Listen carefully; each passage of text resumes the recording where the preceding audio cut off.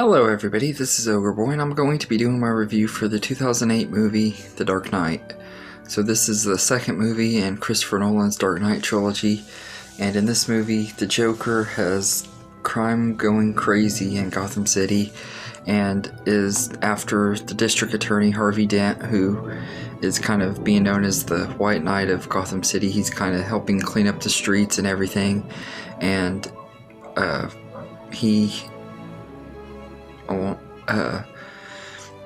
is trying to help Batman and Lieutenant Gordon get Gotham under control, and he's doing really good and everything, and the Joker wants to break his spirit and show the world that anybody can go mad and everything, and turn Gotham against Batman and stuff.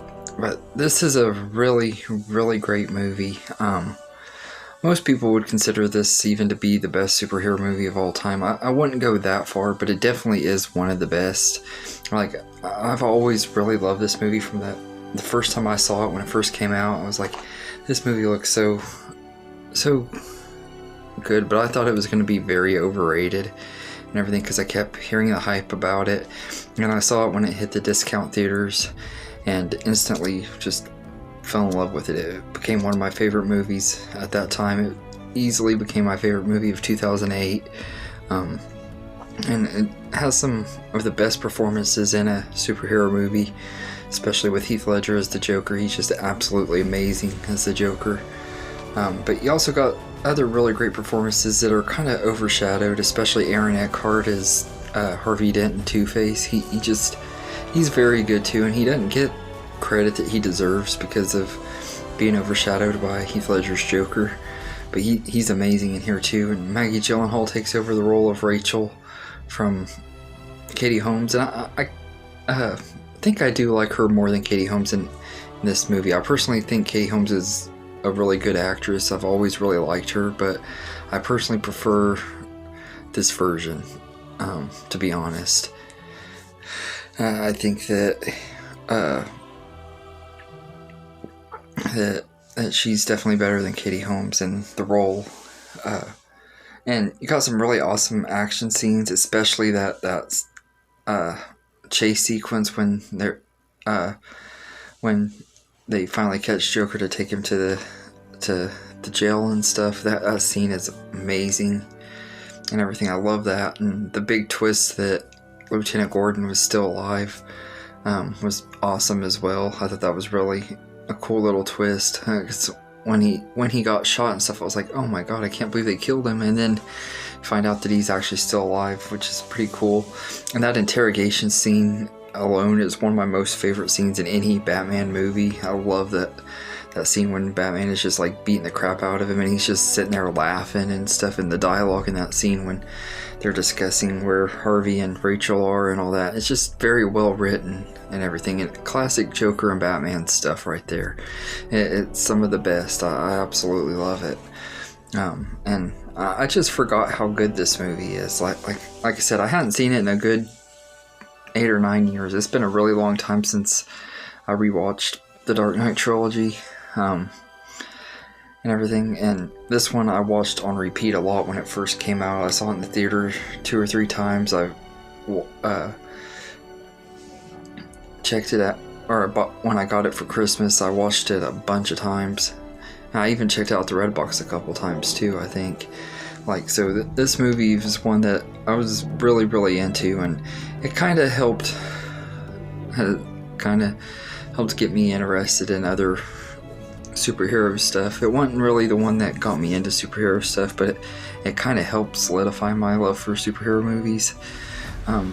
And it is a really great movie. I do get why a lot of people say it's the best superhero movie of all time. I can get it. It is a very good story and everything, and like I said, I love the characters in this movie, the new ones and the old ones. All the returning cast are still really good, and Christian Bale is a lot better as Batman than I remembered him to be. I used to always complain because I don't really care too much for his Batman voice. It is kind of annoying, but it's not near as annoying as I remembered it to be. I actually like how the movie focuses a lot more on Bruce than it does Batman. And I like that. That's one thing I like about this trilogy, is it does focus a lot more on Bruce Wayne and his story and everything. That's something that the Burton and Schumacher movies didn't focus on as much. And I think that that's one thing that this trilogy does really good, especially this movie. But I really love the Dark Knight. I think it's a really fun movie. Great special effects that hold up really well. Like, I think they use CGI on Two-Face's face and everything, and it still looks really good. It doesn't look like CGI at all. I'm not 100% that they did, or if it was just very, very good makeup effects. Whatever it was, it looked amazing back then, and it still looks amazing now. Something that holds up really well. And there's not a lot I can say about Heath Ledger's Joker that anybody else hasn't said. He's just absolutely perfect in the role.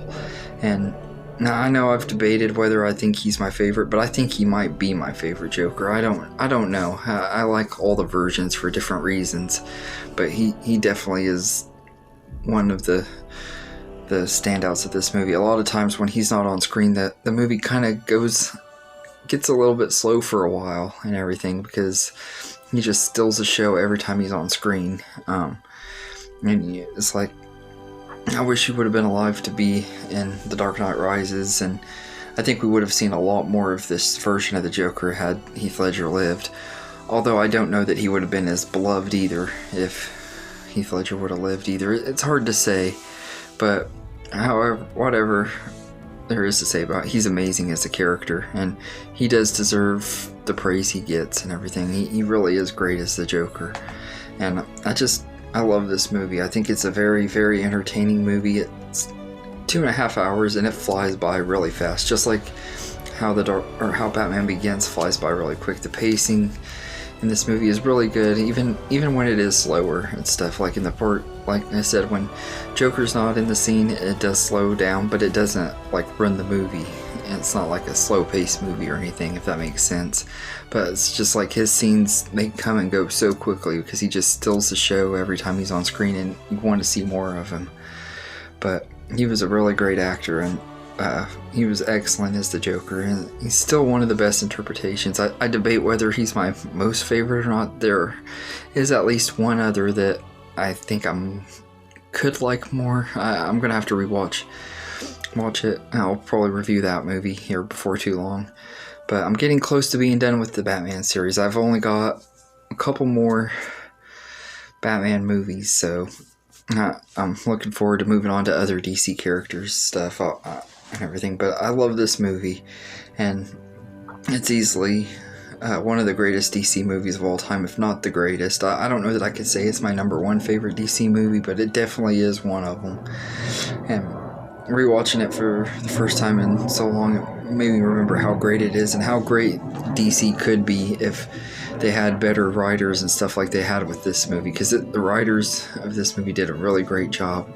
And for being the middle part in a trilogy, it just stands out really well. It's a very, very good movie and everything. So I'd say I'd give The Dark Knight a 10 out of 10. It's just one of those movies that I can't help but love it. It's so great. Great story, great cast and everything, and it's definitely worth checking out if you haven't seen it.